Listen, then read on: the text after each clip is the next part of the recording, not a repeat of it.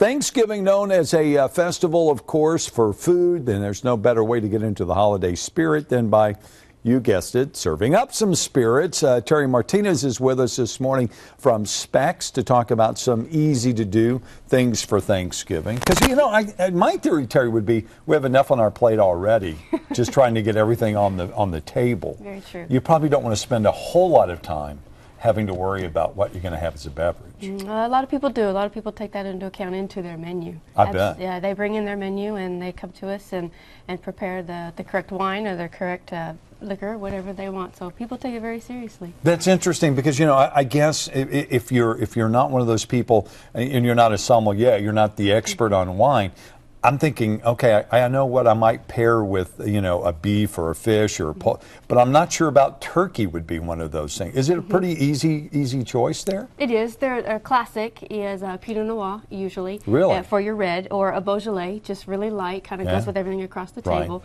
Right. And then Riesling is usually your go-to for your white. A lot of people do Pinot Grigio.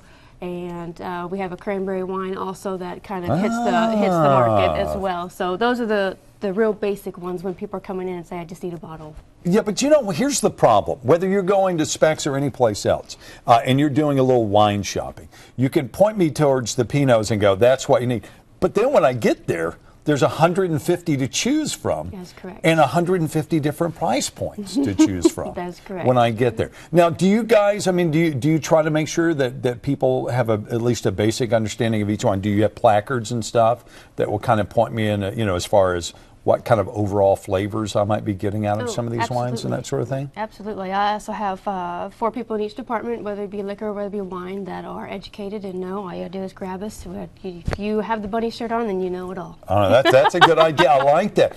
So let's talk about some of the things that you brought. Okay. I'm assuming these are probably good examples of the wines that you're talking about. A lot of stuff that goes pretty quick or asked for during the holidays. Right. And these specific bottlers and vintners are very popular? Yes, they are. So first thing usually is our Christmas Moscato. This year is actually a new bottle. It has just the snowflakes on it. Last year was a Christmas theme and the year before. So very nice, very light, very sweet, slightly little fizz, kind of like a Coke or a 7-Up.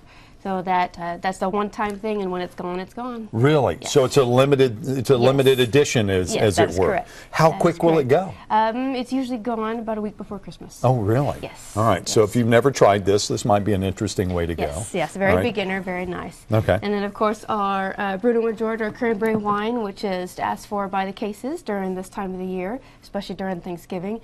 And if you like cranberry, then you'll love this wine. And a local connection. That is correct. Which is, I always like to point that out. That's right. If It's Sean Bruno out of Sour Lake. So he has an entire line, but cranberry right now is his absolute go-to. Now, is that pretty unique, a cranberry? I mean, absolutely. Are there a lot of makers who do cranberry? No, he's the only one. He's it. He's it. All right. Wow. Yes. That'll give them a great demand, I would think, right? Exactly. Now we're getting into more mainstream wines, right? Correct. A Riesling here. So this would be a semi-sweet. This one's actually out of Washington. It's not too sweet, not too dry. It's really just right in the middle.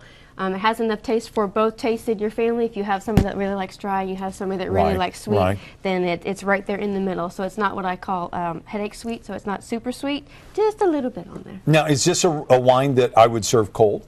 Yes, absolutely. Yeah. Yes, absolutely. I mean, for folks who have Primer 101, if you've never had it, and you have folks coming in, the whites are going to be your cold. Correct. Room temperature would be more your reds, right? Yes, but not Southeast Texas room temperature. They do need to be rubbed down just a little bit. Just a little Just a tad, but just a little bit, yeah. But no bucket of ice or anything necessary. You could just go into the refrigerator with this, right? Correct. And then open. And you know, what we should have done is even just a primer on opening a bottle of wine for some people, you know, and how to breathe a wine, that sort of thing. Because there are things that you can do that are going to change the flavors, right? Absolutely. As to how you serve. Absolutely. Glasses, anything in particular that I should be looking for? If I'm not, again, I'm thinking about my guests, not necessarily myself. Right. What kind of glasses should I be setting out for? Right, we do have wine? glasses for each particular wine, and that's kind of located in the middle of the store. So Really? whether you're doing Syrah, Pinot Noir, Chardonnay, whatever, We also have aerators that go into the bottles themselves, Right. and they do the air through. They siphon the air through it, and it opens up the wine and the bouquet and all that stuff. And people would be shocked, I think, if they knew the difference. You know, Yes. if they've never done it, you know what I'm saying? Yes. If all you've ever done your whole life is open a bottle and pour it in a glass and Right. drink it,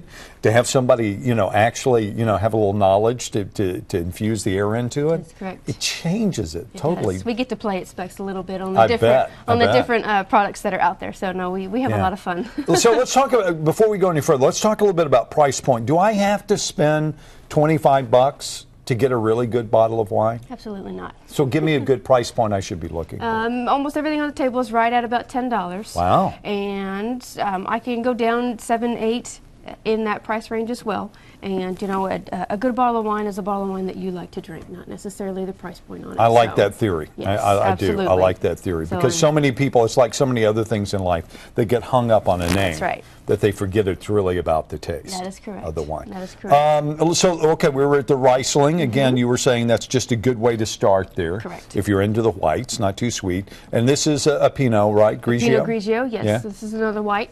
And a little bit more citrusy. Doesn't really have the sweetness on it like the Riesling does. Just a little sharper. It will cut through a little bit of the heavier. If you have a duck, actually, it'll do very well with duck. Some people do okay. duck, you know, because it is a little fatter. And So, what's the difference between Pinot Grigio and Pinot Noir? two different grapes. One's a red and one's a white. Okay. So your red, it just very, very light.